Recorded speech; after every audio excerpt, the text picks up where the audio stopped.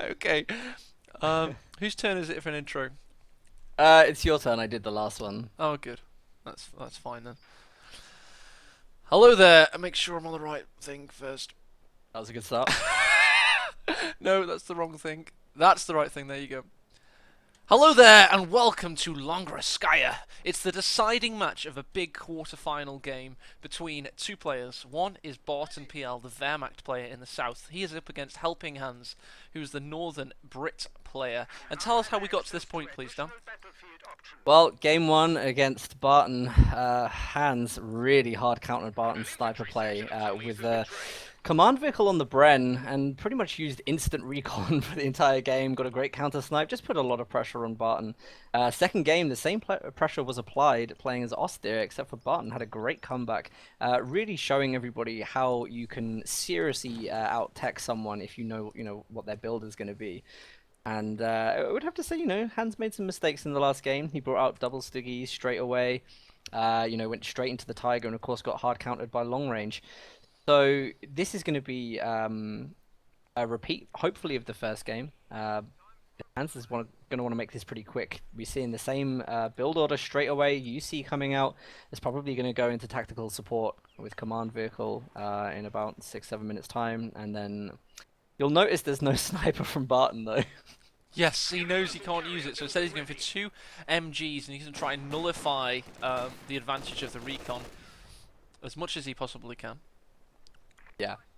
I mean, it's a sensible idea, really. It's a shame because this is a great map for sniper play. I think, obviously, he probably will feel a little bit better with that extra Grenadier squad or something like that. To say that, doesn't even have a Grenadier squad.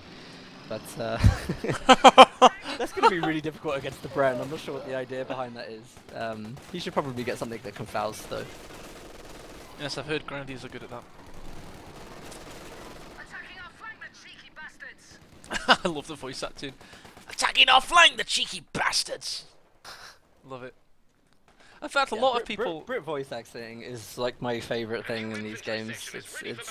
It's just so charismatic. It is, and Relic did an amazing job with that. They put a lot of budget into the TBF voice acting, as they showed on that YouTube video, and it's got a lot of critical acclaim, and a lot of people say, yeah, it brought me back into the game. I love the voice acting for Brits. I'm not even joking. It's such a funny thing. Sound design in this game has always been top notch. I mean, the sound bug was just incredible. You just couldn't even architect that kind of thing seriously. I kind of miss it. Yeah, like that suspense of never knowing. That's why Game of Thrones is Constantly being on edge whilst playing. That's why Game of Thrones is such a good TV series, man. A main character could die at any second. With a sound bug, your eardrums could implode at any second. It's a great. Yeah. Oh, by the way, interestingly, you'll notice Barton hasn't gone any tier structure from tier 1. He's gone straight for a tier 0 MG orientated build into tier 2. Interesting. Yeah, well, he's doing two things here. One, he's kind of going to hard counter the support and the Bren build, but he is leaving himself open to a potential early mortar, which would do a very, very good job at defending mid and strategic. Should he do that, sorry, he's going to get forced off the mid pretty hard, and they're going to be confined to his own area. But for an early game strategy, that's going to bring him enough resources for him to quick tech up tier 2. And then start looking at some vehicles and so on that are going to be able to help deal with the AEC. I've got to say it, Panzerschreck Blob Hype. I mean, it'd be very good against AEC, he's very good against a mortar, as you said, and I think he might have a nice, interesting build here. He's certainly holding his own with MGs right now. Yeah, I mean, it's a bit like the Maxim spam, isn't it, really, but with a little less slower setup time. If you can position them correctly, you still sound to have a very good composition there. Oh, here comes the march of the infantrymen. They're getting into a trifecta of positions right now.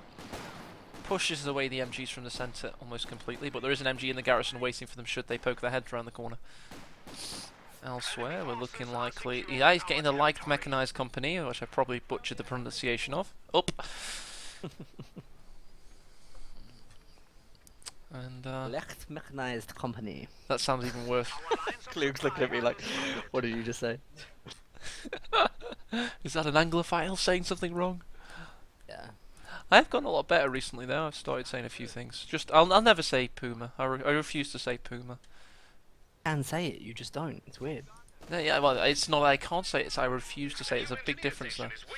Ooh, you'll like this, Dan. Nice telemine coming up just north of the munitions there for I'm actually Barton. centered on that right now, and I'm trying to watch Barton very very carefully because of course the AEC is something that's very very threatening, and it's something that as an Austin player really has to provide a big counter for. Now you want to play some kind of defense. You have to play like a little bit defensively against it and draw it into a trap. Look what Barton's going for, Dan. He's going for 2-2-2 scout car spam. I think this is sensible. I think this is actually a good thing to do because should the AEC take any hit from the mine, they'll be able to finish it off with the scout cars. 2 scout cars could probably kite in and out of an AEC engagement to win. It's also going to be very very good at picking up that sniper. So Hans runs the risk of getting hard countered here. A sensible retreat, by the way, on the sniper from Hans, because obviously he had no protection there. So retreating that early after taking the shot, I think he may have anticipated that the scout car was coming. Both commanders have already picked as well, so we have Tactical Support Regiment again for Hans. We're going to be seeing the UC equipped with a command vehicle probably in the next couple of minutes, and then Barton with mobile defense.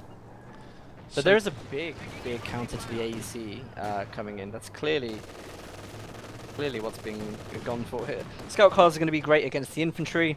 Pumas are going to be good against the early AEC. Could be a really good build. Yeah. Well, 2-2-2-2s are, of course, a 4-4-4, and he's got that going for him right now. Be able to counter the sniper if he uses them on Moss and gets a bit of damage on an AC. He can actually destroy an AC with them. It's not a bad strategy for sure.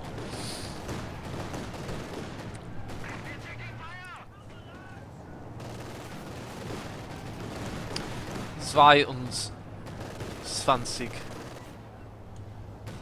222. I think that's right, Stormless.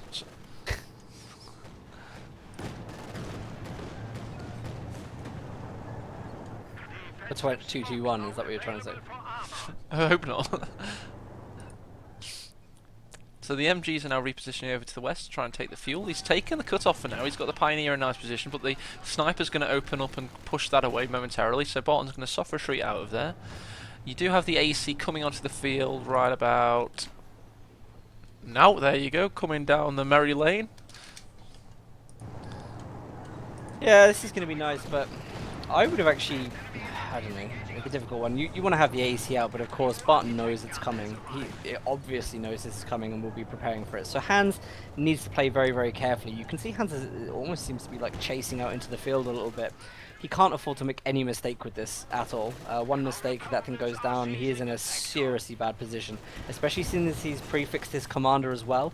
There's no chance for him to bring out anything from any other commander that is able to replace the role of the AEC other than maybe building another one. So, things could go very, very wrong here. Of course, we know and expect Hans to play a very, very strong game. He's going to be thinking about these scout cars, and I think he probably knows that there's double scout cars. I think they were revealed earlier. So he needs to take that into account. Strangely, he's getting a second sniper and all this done. I mean, once they attain veterancy, of course, they can stun at the scout cars. Double sniper, there's no grenadiers on the field right now, just the MGs.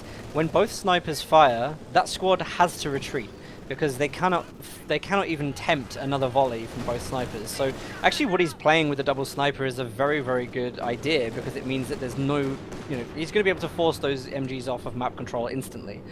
The only thing he has to deal with then is the pack gun and the scout cars, and if he pops out another AEC, you could easily flank past the pack gun and get both scout cars. Dan, there's something else we didn't consider: the anti-infantry capabilities of the scout cars. The air capabilities of the scout cars. They're really good, surprisingly. Yeah, they are, and that's probably why he's done that. So I wonder if there's going to be a sniper coming out after he's managed to do that. I don't know if that was intentional. It's a bit difficult to figure out whether he's done this build to try and counter the constant recon from the Bren, or whether he's done this build to counter the infantry and the snipers whilst allowing all the good map control from the MGs. Seems like it's a multifaceted build there. AEC gets a big shot in on the scout car, however, going to push it away. He does utilise smoke, having chosen mobile defense doctrine, so the scout car's bigger brother, the Puma, will be coming out shortly. Yeah, I really like that. That's really, really good, and I think Hans might be a little bit concerned about that. Gonna want to focus on getting those scout cars down now. But without those scout cars, Barton is pretty helpless though. Yeah, they are glass cannon units, and he does need to keep them alive. His build depends on it. Those snipers really getting to work there as well. AC's idling around, looking for its next target. It hasn't quite had the entrance on the field it would have liked. Only one kill so far. Obviously some good shots in on the scout cars, so it's done okay. Yeah, one thing that Barton's going to have a problem with, the way that he's played up with this commander, you kind of need some more mobile units because he's not teching up to 5 CP fast enough. There's a chance that Hans could even, tech up to another tier in time. Oh! Already! It doesn't even last a second. Those scout cars are demolishing these planes. Yeah, it's nice to see. It's always nice to introduce the community to a way of dealing with these situations. For anyone who thinks that any strategy is unbeatable, you're wrong. I love players like Barton for this reason. It's so horrible to say, but for showing us that you can come up with a build like this. It's different. Most people couldn't work it, but you can do it. You can play it, and look at that. That's Hans's. That's his ace card, just completely removed. It's his strat, and he played the same strat again in the third game, the deciding game that he played in G1 of this series, and he's been countered pretty hard so far. Now he's got to decide. He's attacking ground through the side block and destroys the scout car. Great shot and great ingenuity from Helping Hands there. Yeah, that was a really, really nice move, firing attack ground through the hedge. Great initiative. It was. He found it in position, and unfortunately for Barton, he had pathing difficulties because the scout cars were stacked at that time. So it's like he's trying to attack. Fausto, they could go down to the snipers there. Oh, they do! Snipers pick up the squad. Also, the pack so has been found out. Dan, the infantry section's found the pack. So you can see what he's doing there. He's trying to scout for the scout car and get the pack line of fire, but instead he died for his troubles. And Barton won't be looking very strong right now, I would say. Yes, he is making a massive resurgence here. The AEC has now got pretty much free reign whilst the pack's been recrewed in base. Hans does need to be careful of his sniper though, because it's actually within the line of fire from the MG gun. He has just retreated it then. That's a bit late though.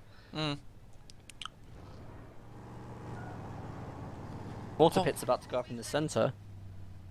It's a good idea. I really like this because, of course, there's no grenadiers or anything like that. Oh, good point from Stoff and DK, who's been an absolute great in the chat. Unfortunately, right now there is no Faust because there's no tier 1 on the Ostrupen. Yes, requires infantry company. That's interesting, isn't it? So there's no snares right now with the Ostrupen. Yes, you do require the tier building to actually. I'm a big proponent of that, by the way. I like backseat casters when I cast down because there are things I miss. So we get great guys like Stoffen that will help us out. The thing is, the important thing for everyone to remember is that when you're trying to analyze so many parts of the game, you don't know or remember everything that goes on.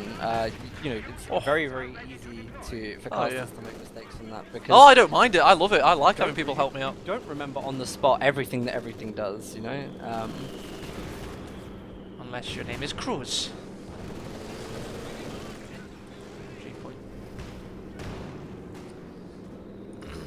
Puma is now on the field, is marauding around trying to find a target.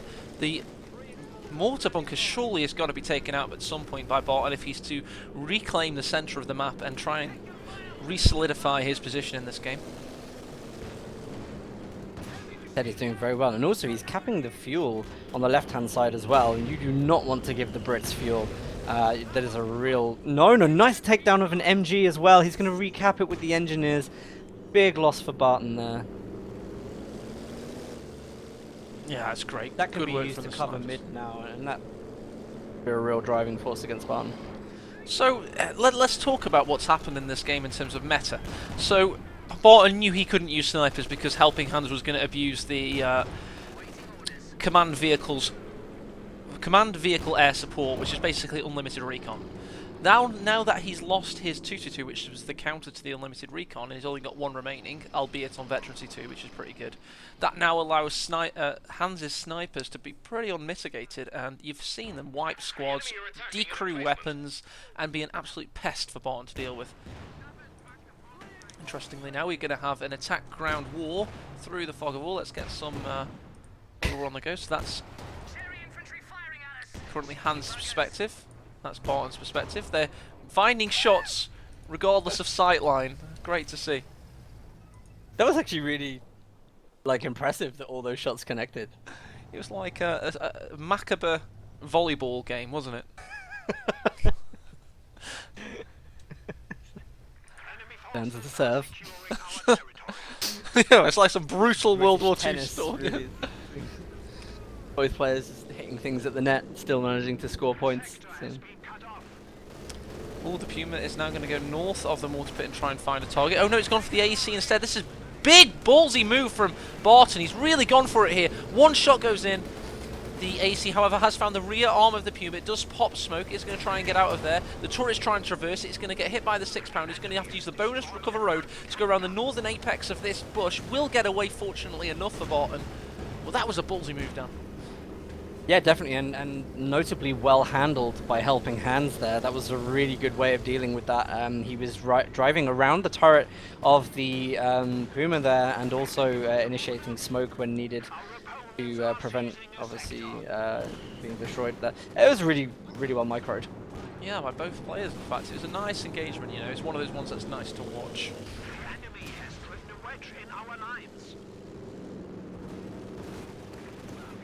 Just taking the viewers on a tour of the battleground there, where I thought I heard the plane go down, and it didn't. Cromwell's in the build order for Hans now. Hans looking very, very strong at the moment. My actual point that I would say here is maybe Hans could have considered going straight up for a Comet, because he knows that there's two Pumas on the field. That sniper is dangerously low health. Oh god, the Pumas are going straight in. The 6-pounder's facing the wrong way. Will it get the shots required? No, there's a second 6-pounder. It's taken a big shot in on the Puma. The AEC is still in position. However, the second Puma's gone straight round the 6-pounder. Will it find the shot? Indeed it does, but the AC still remains a feature of the battlefield right now. It's going to have to go around the buildings. Its main gun has been destroyed. The second Puma also went out. Both Pumas go down, all for nothing as well. Don't forget that Cromwell's just hit the field as well. AEC's raging back onto the battlefield there. Not sure what the idea behind that was, but this Cromwell could do some serious damage to Barton right now. He doesn't have a pack crewed.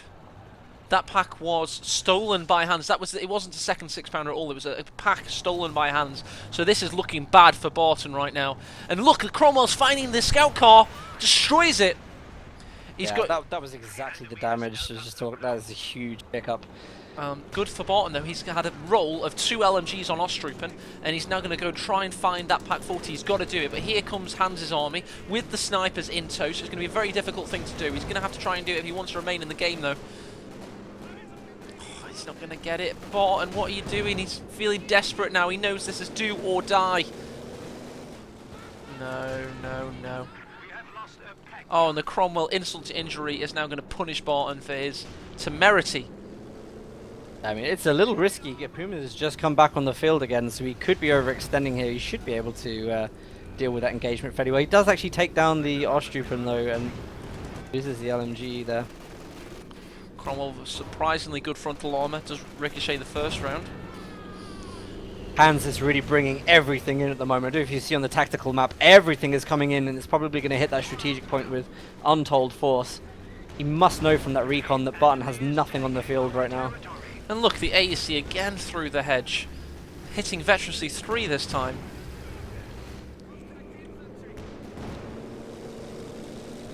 I can't believe helping Hans today. He really has been a tour de force.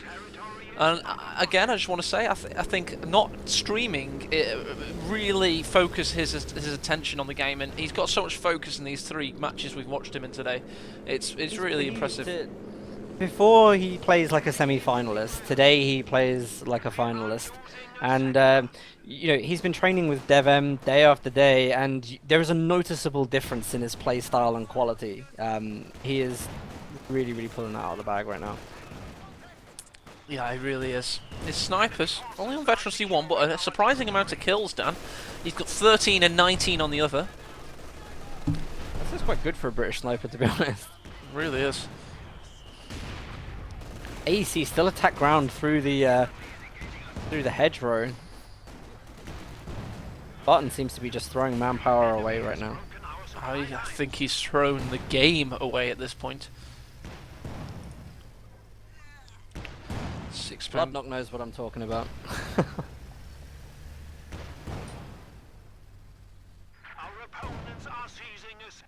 Oh, and Barton surrenders, sending Hans through to the semi-final of Week 7's ESL tournament. Great series there, Dan. I really enjoyed that. Yeah, that was so good. The last like 3 or 4 games have just been like really, really good to cast. We've seen so many new things today, and Hans's Brit play is just like bar none. Do you know what I mean? Like it's so good and so controlled. He deals with the engagements very well. Really, really impressed by that. Barton is going to be disappointed with himself. This is the quarterfinals. This is the first time I've seen Barton knocked out at this stage. He's gonna have to go and rethink a way around this. Yeah, you're not wrong. Barton has. This is his history. In Week 1, he was first. Second, he didn't actually get that far, but he was third in Week 3 and 4, fourth in Week 5, numbered runner-up in the January finals, and he's been a tour de force. Barton has. To see him knocked out in the quarterfinals is